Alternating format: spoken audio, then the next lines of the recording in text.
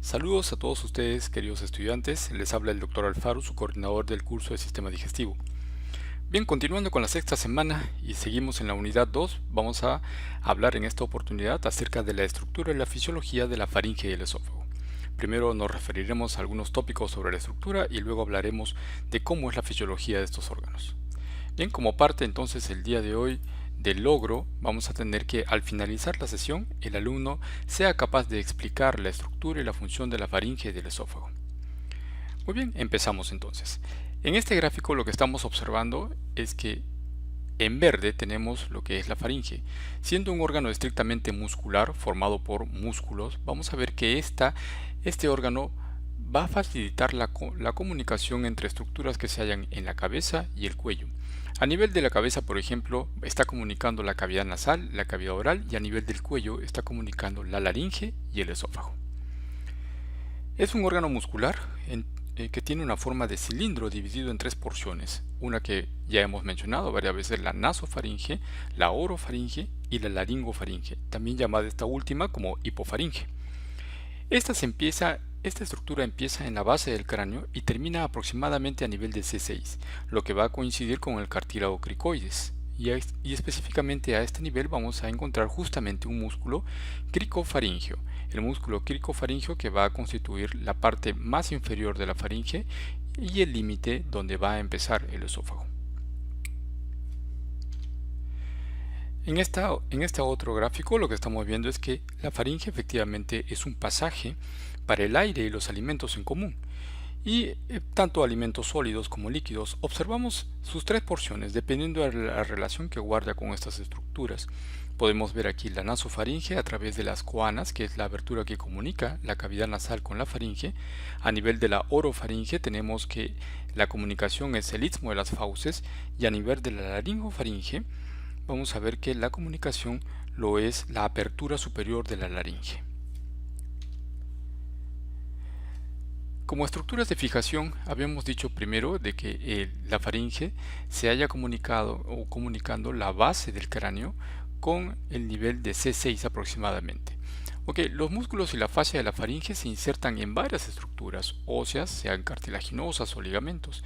Por ejemplo, a nivel superior vamos a ver estructuras en la base del cráneo. A nivel laterales, estructuras que pueden ser ligamentos, que pueden ser huesos, que pueden ser cartílagos. Y a nivel posterior vamos a observar el llamado rafe faríngeo. En este gráfico, por ejemplo, estamos observando justamente la inserción a nivel de la base del cráneo. Vemos cómo se toman estructuras como esta lámina media del hueso esfenoides, que es la apófisis pterigoides. Luego también estamos tomando estructuras cartilaginosas como la trompa de Eustaquio o la trompa auditiva. Otras estructuras como la zona petrosa del hueso temporal o el tubérculo faríngeo en el caso del hueso occipital. Como vemos, tiene una forma de C que está orientada hacia la parte anterior, ¿no? Y son las zonas donde se va a insertar la faringe en la base del cráneo. En este otro gráfico, en esta vista lateral, lo que estamos observando en rojo, ustedes pueden observar, son las líneas de inserción, donde también se van a insertar estos músculos de la faringe. Por ejemplo, desde la apófisis pterigoides, que vemos aquí, desde la apófisis pterigoides, este rafe pterigomandibular, que es el límite, como ya hemos visto, hacia adelante del músculo bucinador y el límite con el músculo constrictor superior de la faringe. Esta línea, luego tenemos en la parte media, tenemos el ligamento estiloioideo. Ven ustedes cómo comunica el apófisis estiloides con el ioides. Tenemos el asta menor, el asta mayor del ioides. Tenemos una línea que se encuentra en el cartílago tiroides.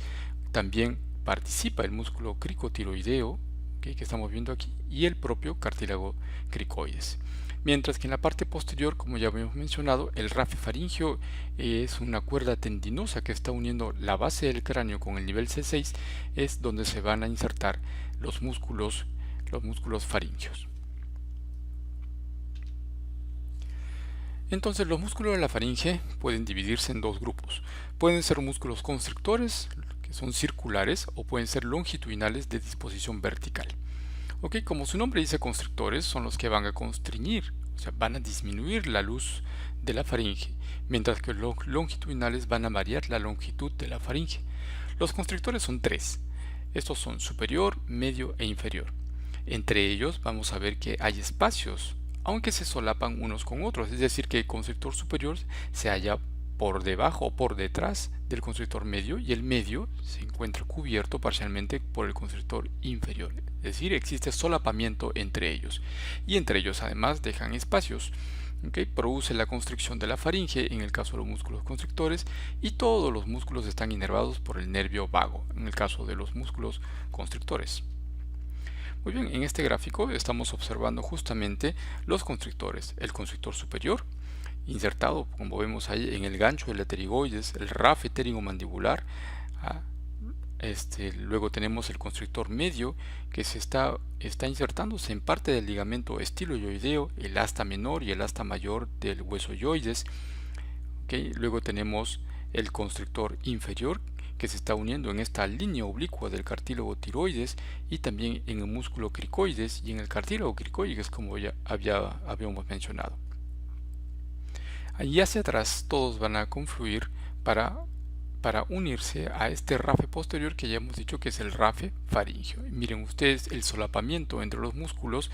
Miren cómo el constrictor superior queda en esta vista delante del constrictor medio y el constrictor medio delante del constrictor inferior. Importante es recalcar aquí, el constrictor inferior en sus fibras más inferiores se fusiona con el músculo del esófago, con la pared esofágica. Además forma un músculo llamado el músculo cricofaríngeo, que se va a constituir justamente en el límite inferior de la faringe o incluso el llamado esfínter esofágico superior, porque aquí justamente empieza el esófago. En este cuadrito estamos observando justamente lo que hemos mencionado, los músculos constrictores superior, medio, inferior. Vemos cómo se insertan todos en la parte posterior, en el rafe faríngeo. Y además todos están inervados por el nervio vago, función de todos constrictores de la faringe. Habíamos mencionado que también existen músculos longitudinales. Entonces, según un lugar donde se originan, vamos a tener los nombres: estilofaríngeo, salpingofaríngeo, que parte de la trompa de Eustaquio, y el palatofaríngeo, que parte del paladar blando. Entonces los tres músculos que presentamos aquí, todos se insertan en la pared faríngea y elevan la faringe. Es la función que tienen, elevar la faringe cuando se pasa el bolo alimenticio. En este cuadro estamos observando de igual manera los músculos longitudinales, estilo, salpingo y palatofaríngeo, todos inervados por el décimo par a excepción del glosofaríngeo. Entonces, de los músculos de la faringe, todos están inervados por el décimo par, pero siempre hay una excepción. En este caso, el músculo estilofaríngeo inervado por el nervio glosofaríngeo. La función que tienen todos, elevación de la faringe, pero en el caso del palatofaríngeo ya hemos visto que este músculo también está formando parte del paladar blando, tiene la función del cierre del istmo de las fauces. Bien, aquí estamos observando lo que habíamos mencionado. Y este triangulito ya lo conocemos, ¿verdad? Entonces los espacios formados entre los constrictores faringios, los músculos constrictores faringios que son tres, superior, medio e inferior, dejan espacios.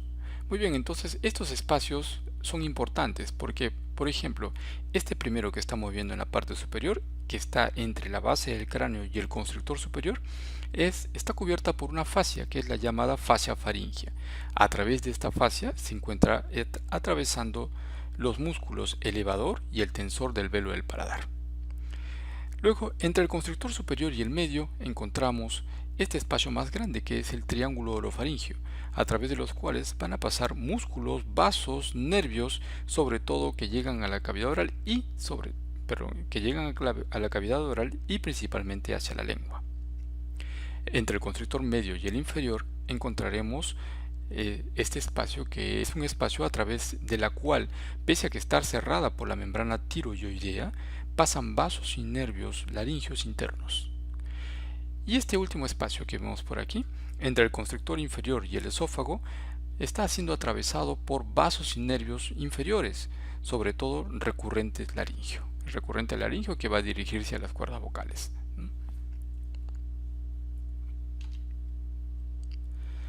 Muy bien, aquí observamos, por ejemplo, algunas estructuras importantes que debemos recordar según la región de la faringe. Tenemos aquí en diferentes colores la nasofaringe, la orofaringe y la laringofaringe o hipofaringe. A nivel de la nasofaringe, por ejemplo, reconocer las coanas, que estamos viendo aquí. ¿Qué son las coanas? Es este espacio, la coana nasal, ¿no es cierto? La cavidad nasal, tenemos este espacio que son las coanas. ¿Okay? Luego tenemos las amígdalas faringeas, aquí que está en la pared superior y posterior de la faringe. La desembocadura de trompa de Eustaquio, este sería la trompa de Eustaquio, vemos cómo desemboca a nivel de la nasofaringe y aquí tenemos la apertura justamente de la trompa faringotimpánica o trompa de Eustaquio.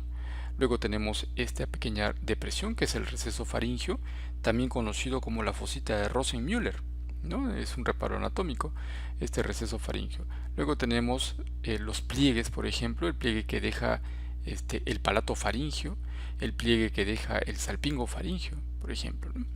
Muy bien, a nivel de la orofaringe, por ejemplo, ya reconocemos algunas estructuras, por ejemplo, el músculo palatofaringio, que luego tenemos el músculo palatogloso, y entre los dos repliegues o pilares encontramos la amígdala palatina. A nivel de la laringofaringe o hipofaringe encontraremos, por ejemplo, esta depresión que se encuentra entre la parte más posterior de la lengua y la epiglotis, llamadas las bayéculas epiglóticas. Justamente tenemos la epiglotis también y la llamada abertura laringea, que es la comunicación entre la laringe y la faringe. Otro dato importante aquí, pero lo vamos a ver en la vista posterior mejor, a nivel de la hipofaringe vamos a encontrar en esta figura, por ejemplo, estos recesos que se llaman los recesos piriformes. Como la flecha indica aquí, el receso piriforme lo que va a ayudar es a que los alimentos que uno ingiere una vez que están pasando a nivel de la faringe y una vez que se cierran la epiglotis para proteger la vía aérea, pasan por un lado. ¿Okay? Pasan por este lado atravesando el receso piriforme, y este receso piriforme lo que va a hacer es ayudar a dirigir los alimentos líquidos y sólidos hacia el esófago. La irrigación de la faringe se da a través de estructuras vasculares que provienen de la carótida externa en la porción superior y que provienen de la subclavia en la porción inferior. Por ejemplo, en la porción superior caben destacar algunas arterias, por ejemplo, ramas de la carótida externa, como por ejemplo la faringe ascendente. ¿Ok? Ya la habíamos visto la vez pasada, ¿no? Aquí está la rama, la faringe ascendente, rama de la carótida externa. Luego tenemos arterias como la arteria palatina ascendente, aquí como esta que vemos, la palatina ascendente y la rama tonsilar, ¿ok? Que son ramas ambas de la arteria facial. Luego tenemos ramas propias de la arteria maxilar, que es ramas propias de la arteria maxilar, y ramas de la arteria lingual que la tenemos aquí, ¿ok? Ambas ofrecen ramas propias para los músculos de la faringe. En la parte inferior tenemos entonces como rama de la subclavia al tronco tirocervical y a partir de ella la arteria tiroidea inferior, de la cual va a partir las ramas faringeas inferiores que están ascendiendo a este nivel, ¿no? Entonces tenemos, en resumen, das cuentas que la irrigación arterial depende tanto de la carótida externa en la parte superior y de la arteria subclavia en la parte inferior. Respecto a la inervación, vamos a ver que lo que es importante aquí es que se forma un plexo, ¿okay? Llamado el plexo faringio. Este plexo faringio está formado por algunas ramas, por ejemplo, el ramo faringio del nervio vago.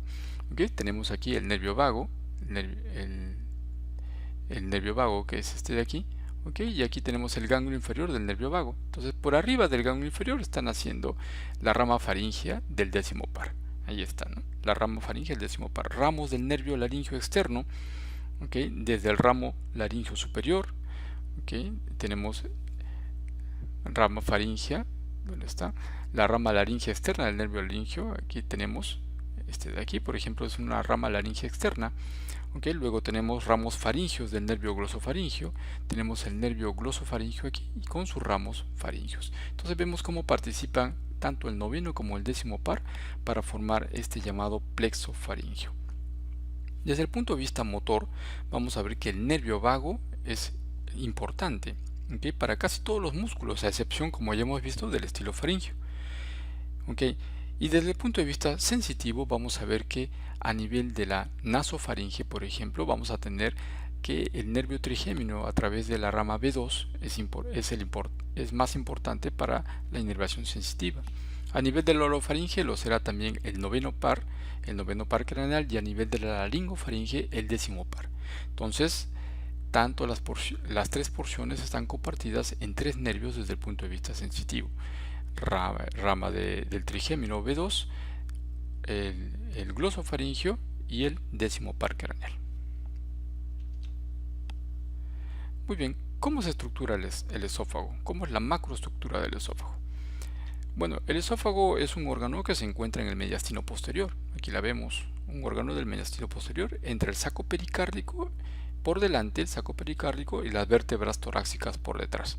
Es un tubo muscular que se conecta o que está conectando la faringe en la parte superior con el estómago en la parte inferior. Mide aproximadamente 25 centímetros y empieza a nivel de C6, ¿okay?, que es concordante con el cartílago cricoides, y termina en el cardias con la unión con el esófago a nivel de T10.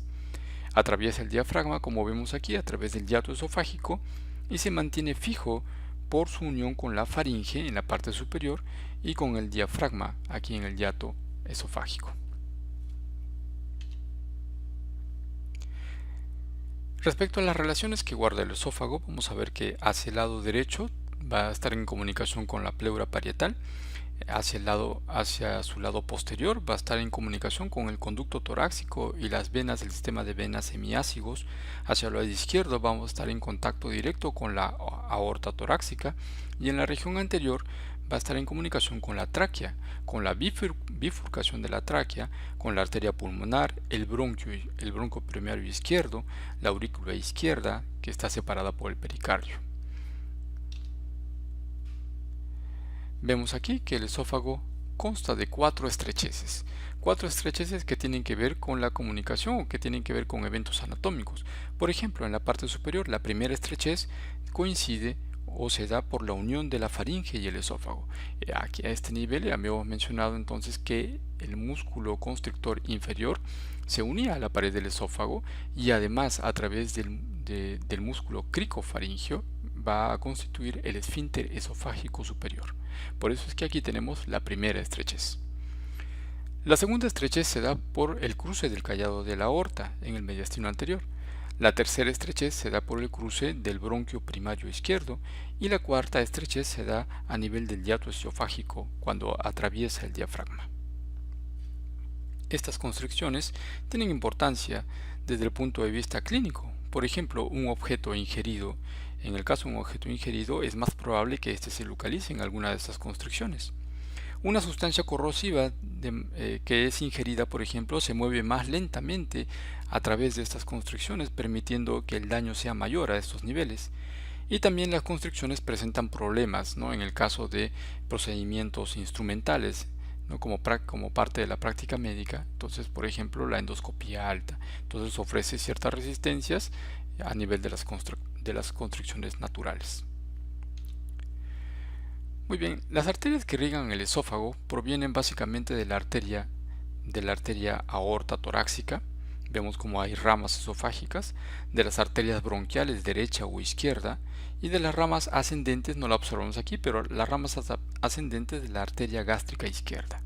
Recuerden que la arteria gástrica izquierda es rama del tronco celíaco. Entonces, como parte en su trayectoria, va a dar también ramas hacia el esófago. El retorno venoso depende del sistema ácigos. Tenemos la vena ácigos hacia el lado derecho, hacia el lado izquierdo tenemos las venas hemiácigos, ¿okay?, y las ramas de la vena gástrica izquierda también igual, ¿no? Entonces aquí, importante, lo vamos a ver más adelante, como estas venas gástricas izquierdas al final van a estar comunicados o van a ser aferentes para la vena porta. Entonces tenemos un punto de comunicación entre la vena porta y las venas gástricas. En el caso de la inervación, vamos a tener que la inervación cumple una función motora o sensitiva. En el caso de la inervación motora, vamos a ver que el tercio superior del esófago, debido a que es voluntario, es decir, el tercio superior del esófago tiene músculo voluntario, músculo estriado, la inervación es a través del nervio vago y es una inervación de tipo somática. El resto de la musculatura lisa es de tipo, tiene una inervación involuntaria y es a través también del nervio vago, o sea, el sistema nervioso involuntario, que llega hasta los plexos intrínsecos mientéricos de Auerbach. En el caso de la función sensitiva, vamos a ver que los procesos fisiológicos y actividades reflejas se dan a través del nervio vago, y el dolor, por ejemplo, es transmitido a través de nervios simpáticos y nervios esplácnicos. Respecto a la microestructura del esófago, el esófago ya hemos visto en varias oportunidades que tiene la misma estructura que el resto del tubo digestivo. Entonces estamos hablando que el esófago tiene 4 capas, de adentro hacia afuera, la mucosa hasta la adventicia. Y aquí observamos una microfotografía, un corte histológico del esófago, en la cual estamos observando justamente, ¿no? Hacia adentro tenemos el epitelio, que es un epitelio poliestratificado plano, no queratinizado, como parte de la mucosa. Recuerden que la mucosa se compone de epitelio, una lámina propia, y la muscularis mucosae o muscular de la mucosa. Luego tenemos la submucosa, la muscular propia y la adventicia o serosa. Llamaremos en el caso del esófago adventicia a su porción torácica, mientras que presentará una serosa en su porción abdominal o intraabdominal. Vemos además cómo en la submucosa se presentan estas glándulas. El esófago presenta glándulas en la submucosa y son glándulas mucosecretoras que van a secretarse hacia la luz del esófago para que el bolo alimenticio pueda desplazarse sin problemas desde la faringe hacia el estómago. En esta imagen estamos observando justamente aquí el epitelio, múltiples capas, por eso le llamamos a esto poliestratificado, células planas y no presenta queratina en la superficie. En el caso, en los planos más inferiores tenemos la lámina propia aquí, tejido conectivo laxo, y aquí tenemos la muscularis mucosae, es un músculo liso que está fragmentado como es característico en el esófago. Esta es la submucosa en la cual aquí se pueden observar las glándulas secretoras de moco y el conducto, ¿no? Aquí estamos observando un conducto a través del cual salen este contenido de las glándulas hacia la luz del esófago. Por abajo la muscularis propia, ¿no? Tenemos aquí la muscular propia del esófago. Y en este corte lo que estamos observando es lo que ya habíamos comentado varias veces, ¿no? El plexo mientérico de Auerbach, que está entre la circular interna y la longitudinal externa. Muy bien, vamos a hablar ahora acerca de la masticación y la deglución. Bien, la masticación es un proceso que implica o que involucra la participación de muchos elementos. Participan los dientes, la lengua, el paladar, la saliva, los huesos, los labios, cuya finalidad ya sabemos que es formar el bolo alimenticio. Entonces mezcla los alimentos en este bolo con elementos propios de la saliva. Reduce el tamaño de los mismos además, ¿no es cierto? Ingerimos el alimento y se encarga de cortarlos, de triturarlos, de fragmentarlos a lo mínimo posible para que se dé el momento de la deglución. Es decir, que partículas muy grandes no pueden pasar a través de la deglución y para eso existe un centro que va a regular o que va a medir el tamaño de estas moléculas y va a permitir el paso para que se dé la deglución. Además, mezcla los hidratos de carbono que están en los alimentos con las amilasas salivales. Tiene un componente voluntario e involuntario. Basta simplemente darnos cuenta cuando somos conscientes de la masticación, podemos ejercer la apertura y la cierre de la mandíbula. Con el uso de los músculos masticadores o los músculos elevadores de la mandíbula o los músculos depresores de la mandíbula, o puede ser incluso involuntario cuando no nos percatamos. Por ejemplo, estamos haciendo cualquier otra cosa y a la vez estamos masticando, por ejemplo, un chicle. Entonces no nos damos cuenta de que estamos moviendo o haciendo uso de los músculos masticadores, pero por un proceso que es prácticamente involuntario. Entonces desde los mecanorreceptores que se encuentran en la boca, es decir, el contacto que tiene el bolo alimenticio con estos mecanorreceptores, esto produce un estímulo que va a ir al tronco cerebral o una información que va a llegar al tronco cerebral y esto a los músculos masticadores. Muy bien, las fases de la masticación son tres. tenemos una fase que es la fase de apertura, en la cual implica el descenso de la mandíbula por contracción isotónica de los músculos depresores de la mandíbula. La fase de cierre, que es una fase de ascenso de la mandíbula por contracción isotónica también de los músculos elevadores de la mandíbula. Y tenemos la fase oclusal. La fase oclusal, en la cual, como su nombre dice, es de oclusión, en la cual se dan el contacto de las cúspides de los dientes. A esto se llama contacto en intercuspidización, con generación de fuerzas por contracción isométrica de los músculos elevadores. Y este es el llamado golpe masticatorio. Fase oclusal o golpe masticatorio. Muy bien, entonces cuando somos conscientes, por ejemplo, podemos utilizar de manera consciente músculos, por ejemplo, los músculos inhibidores o los músculos depresores de la mandíbula. Por ejemplo, ¿quiénes van a deprimir la mandíbula? Obviamente ya lo hemos visto, el miloioideo, el genioideo, el músculo digástrico. Los músculos elevadores de la mandíbula ya hemos visto cuáles son, los maceteros, temporales, pterygoideos internos básicamente. ¿Okay? Y también participan en la masticación, como ya hemos mencionado, la lengua, las mejillas, los dientes, la saliva, etc. El control de la masticación depende de núcleos del tronco encefálico, ¿no? Como vemos en este gráfico, va a depender del núcleo del tronco encefálico, además de áreas, no solamente de ellos, sino además de áreas hipotalámicas, la amígdala, incluso la corteza cerebral, que están próximas a las áreas sensitivas del gusto y el olfato. Gran parte del proceso de esta masticación se debe a un reflejo masticatorio. Entonces, ¿cómo se da este reflejo masticatorio? Cuando el bolus está presente en la cavidad oral, entonces desencadena primero el reflejo inhibidor de los músculos de la masticación, y esto lo hace a través del nervio trigémino aferente, que se comunica en el tronco con interneuronas inhibitorias. ¿Okay? Entonces, al comunicarse con interneuronas inhibitorias, lo que va a producir justamente es la inhibición de la masticación. ¿Okay? Entonces, la información viaja a través del trigémino y produce inhibición de la masticación. Y esto secundario al contacto del alimento en la mucosa oral o en la cavidad oral. Entonces tenemos como consecuencia de esta inhibición el descenso de la mandíbula. En este caso estamos viendo, por ejemplo, el músculo macetero. Desciende la mandíbula, pero al descender la mandíbula lo que se produce es un estiramiento del músculo. Y como todos sabemos, la presencia del uso muscular también se estira. Y esto al final va a llevar a una contracción de rebote. Esta contracción va a llevar entonces ahora a una elevación de la mandíbula. Y esto a una oclusión dental. Entonces, nuevamente, cuando se produce el contacto del bolo alimenticio con la cavidad oral, se produce otro reflejo de inhibición con descenso de la mandíbula a través del quinto par craneal. Este descenso de la mandíbula nuevamente a estiramiento de los usos y contracción de rebote. Entonces, como vemos, esto es un ciclo que puede repetirse tantas veces sea necesario y que es bastante evidente, por ejemplo, cuando masticamos chicle, como habíamos comentado, ¿no? Entonces se produce apertura y cierre de manera inconsciente gracias a este reflejo masticatorio. Así como también tenemos el fenómeno que hemos mencionado, este estímulo en la cavidad oral, viaja no solamente por el quinto par, sino también por el noveno par.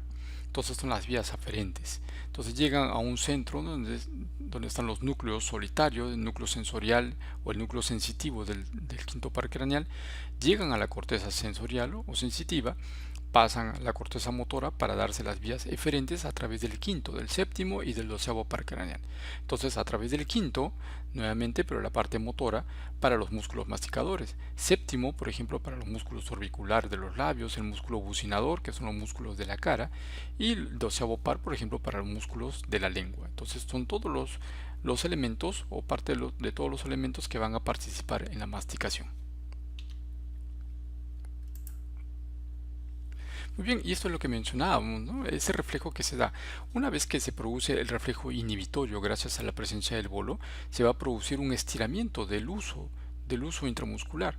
¿Okay? Ese estiramiento, esta información va a viajar a través de fibras de tipo 1A que van a llegar, en este caso, por ejemplo, al núcleo mesencefálico del trigémino, a partir del cual se van a dar conexiones sobre todo con el núcleo motor del trigémino, ¿okay? Estimulando a que se dé la contracción la contracción de las fibras extrafusales, entonces contracción del músculo esquelético. Entonces vemos que frente a una inhibición refleja con estiramiento del músculo que se da por contacto con el alimento, entonces se produce una respuesta inmediata por contracción con contracción del músculo, es decir, apertura, por inhibición de los músculos masticadores, y cierre por estimulación de los músculos masticadores, prácticamente reflejas.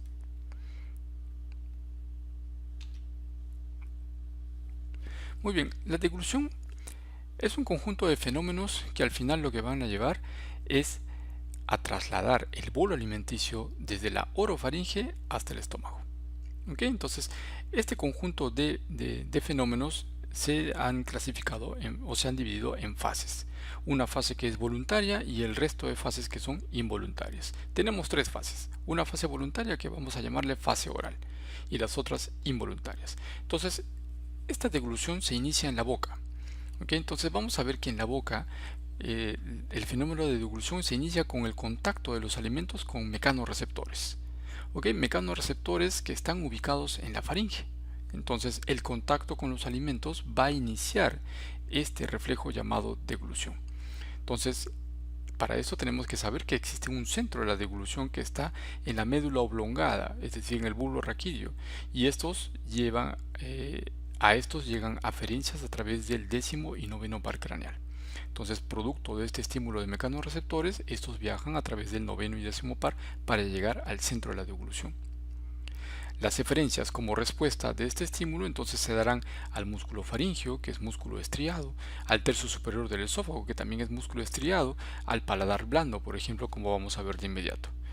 Muy bien, efectivamente, miren ustedes, como presencia del bolo alimenticio a nivel de la faringe y el esófago, vamos a ver que se dan aferencias a través del nervio glosofaringeo y también aferencias vagales.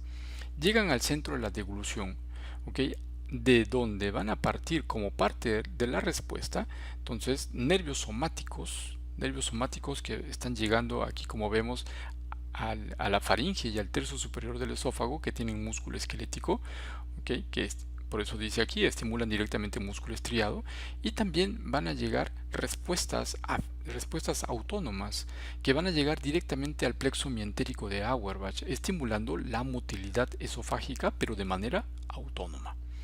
Es entonces así como se da el reflejo de la deglución, a través de vías aferentes y a través de respuestas eferentes. Se sabe que las respuestas que parten del bulbo raquídeo y de la parte inferior del tronco y la parte inferior de la protuberancia tienen que ver con el núcleo retrofacial y el núcleo ambiguo.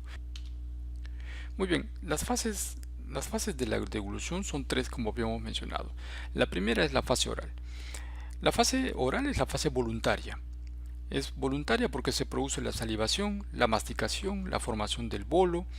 Se lleva en un momento, la lengua lo que va a hacer es llevar a la región posterior el bolo alimenticio hasta que se da el reflejo involuntario. Es decir, que mientras está en la cavidad oral se produce la masticación y la formación del bolo. A esto le llamamos la fase voluntaria. Pero llegado un momento en que se forma este bolo, la lengua lo que hace es traccionar al bolo alimenticio contra la pared faríngea. Entonces, en ese momento se da el estímulo de estos mecanorreceptores con la presencia de este reflejo, este estímulo que va a viajar a través de vías aferentes, y es cuando inicia la fase involuntaria de la deglución.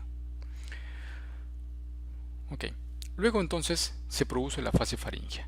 La fase faríngea se inicia entonces con el paso del bolo de la orofaringe, y se da con este estímulo de los mecanorreceptores que habíamos mencionado en la región posterior de la faringe. Llevan el impulso, esto genera un impulso que viaja hacia el bulbo raquídeo y a la región inferior de la protuberancia, y la respuesta va a retornar al paladar blando, va a retornar a la faringe misma y va a retornar al tercio superior del esófago. Entonces, en el caso del paladar, por ejemplo, la respuesta se va a transformar en una elevación del paladar. Entonces, como fenómenos, vamos a tener tracción del paladar blando, cerrando la comunicación entre la orofaringe y la nasofaringe. Vamos a tener una elevación del aparato laringio, un cierre de la epiglotis, de la vía aérea, y vamos a tener la apertura del esfínter esofágico superior. Entonces, fenómenos que van a acortar temporalmente la respiración, como vemos aquí, ¿no? La flecha azul está indicando el ingreso de aire.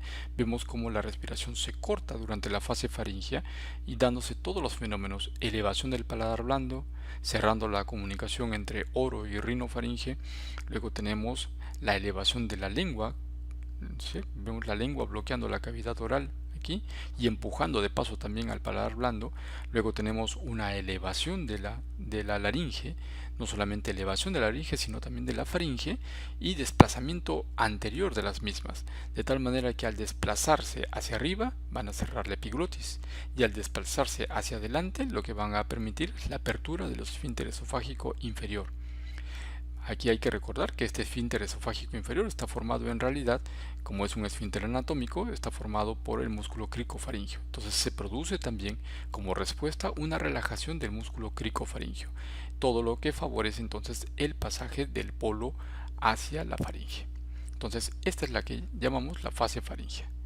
Luego de esto vamos a continuar y se va a dar la llamada, la que sigue es la fase esofágica. La fase esofágica, la finalidad que tiene es llevar el alimento desde el esófago hasta el estómago. Entonces tiene componente, en realidad, tiene componente del reflejo de la devolución. Es decir, que en este fenómeno de reflejo de la devolución no solamente se producen todos estos fenómenos que hemos comentado, sino además se da una contracción de los músculos constrictores, constrictores de la faringe. Esa contracción del músculo constrictor de la faringe se va a constituir en la primera onda que aparece, que se proyecta desde la faringe hacia el esófago. Es la onda peristáltica primaria. Entonces, cuando pasamos a la siguiente fase, la fase esofágica, entonces vamos a ver que esta fase esofágica se superpone con la fase faríngea, de tal manera que la onda peristáltica primaria pasa hacia el esófago. Es parte de la motilidad esofágica. Cuando ha pasado el alimento entonces de la faringe al esófago por reflejo de la deglución, se cierra, o sea, una vez que pase el alimento, se va a cerrar el esfínter esofágico superior. La onda peristáltica primaria que se inició en la deglución, entonces va a transmitirse hacia el esófago. Y si el esófago, en caso de que no ha terminado el vaciado, puede darse incluso dentro del mismo esófago, como parte ya del plexo mientérico propio del esófago, el reflejo o la onda peristáltica secundaria. Entonces, como resumen, en el esófago tenemos dos ondas peristálticas. Una onda peristáltica primaria, que es parte del reflejo de la deglución que se dio en la faringe, que se proyectó hacia el esófago, y tenemos una onda peristáltica secundaria que sí nace en el mismo esófago a nivel del plexo mientérico de Auerbach. Entonces aquí lo que estamos viendo, cómo se produce en este fenómeno para el paso del bolo una relajación, una contracción del músculo circular en la parte oral, y tenemos una relajación del músculo circular en la parte distal o en la parte caudal, ¿no? Y eso hace posible, como ya hemos explicado en las sesiones anteriores, que el bolo pueda pasar de un tramo a otro tramo. Conforme va descendiendo, entonces igualmente al aproximarse al estómago se va a producir la relajación del esfínter esofágico inferior, y eso acompañado incluso de una relajación de la parte oral del estómago, que es la parte que se está uniendo al esófago, una relajación receptiva para recepcionar el bolo alimenticio.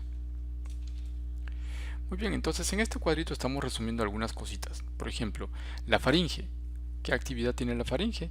Entonces participa en la fase faríngea de la deglución. Lo que hace es mover el bolo desde la orofaringe a través de la laringofaringe y llegando hacia el esófago. Entonces lleva el bolo desde la orofaringe hacia el esófago. Y corta el pasaje del aire, ¿no? Entonces esto se da en la fase faríngea. En la fase esofágica, miren ustedes lo que sucede, ¿no? Relajación del esfínter esofágico superior. Esto permite la entrada del bolo, ¿no?, desde la laringofaringe hacia el esófago. Entonces luego tenemos la fase de la peristalsis misma en el esófago, en la cual el bolo alimenticio pasa o va avanzando a través del esófago. Luego tenemos la relajación del esfínter esofágico inferior, que permite la entrada de este bolo al estómago. Entonces son los diferentes fenómenos que se dan en el pasaje del bolo a través del el esófago. Muy bien, entonces la motilidad, una vez que el bolo alimenticio está presente ya en el esófago, habiendo atravesado el esfínter esofágico superior, entonces vamos a tener que la primera fase de la motilidad justamente es la apertura, ¿no?, de este esfínter. Se abre por reflejo de deglución nuevamente. Entonces ese reflejo de deglución a través de la onda primaria que se inició en la faringe hace posible la apertura del esfínter esofágico superior. El bolo se mueve de la faringe al esófago y luego que ha pasado el bolo se cierra nuevamente el esfínter. Se produce una contracción peristáltica primaria. Estas contracciones peristálticas primarias presentes en el esófago son ondas secuenciales que parten del reflejo de la deglución, como habíamos mencionado, ¿no? Son partes de la onda que se inició en el reflejo de la deglución, en la fase faríngea. Y esto es favorecido por la gravedad, definitivamente, pero como existen estas ondas, obviamente, teóricamente, una persona que está boca abajo o suspendida de los pies podría prácticamente gracias a estas ondas ingerir alimentos, sobre todo sólidos, pero con mayor dificultad obviamente líquidos, ¿no? Luego, como último fenómeno, se da la apertura del esfínter esofágico inferior, y esto se da gracias a las fibras peptidérgicas del décimo par craneal con liberación, por ejemplo, del péptido intestinal vasoactivo, que es un inhibidor de músculo liso. Se da la relajación receptiva del estómago, como ya hemos dicho, para el paso del bolo alimenticio hacia el estómago, y luego la presión del esfínter esofágico inferior retorna a su estado basal con el cierre, ¿no?, evitando el reflujo del estómago hacia el esófago. En este gráfico lo que estamos evidenciando es la secuenciación, ¿no? Vemos cómo la secuenciación y la dirección del proceso están bien definidas. La contracción de segmentos más distales, ocurren con latencias más prolongadas. O sea, cuanto más se va alejando de la porción proximal hasta la región más distal, vemos que hay unas latencias más prolongadas en la presencia de las ondas que se dan. Es decir, que las ondas se dan de manera más rápida, en segundos, en las partes más superiores, en los fenómenos iniciales de la deglución. Entonces aquí se dan ondas rápidas, ¿cierto? Pero cuando el bolo ya se encuentra presente en el esófago, va disminuyendo o va avanzando, entonces vamos a ver que los fenómenos o las ondas se producen con un mayor distanciamiento unas de otras, de tal manera de que en la región donde hay músculo estriado, por ejemplo, la contracción hace posible que el transcurso del bolo se dé de 1 a 2 segundos. Okay. Conforme va descendiendo el bolo, vamos a ver que en el tercio medio se da la transmisión de estas ondas de 3 a 5 segundos y en el tercio inferior de 5 a 8 segundos. Eso significa que la capacidad del cuerpo para transferir alimento de la boca al estómago es en su mayor parte independiente de la orientación del cuerpo por la presencia de estas ondas. Por eso decíamos, ¿no?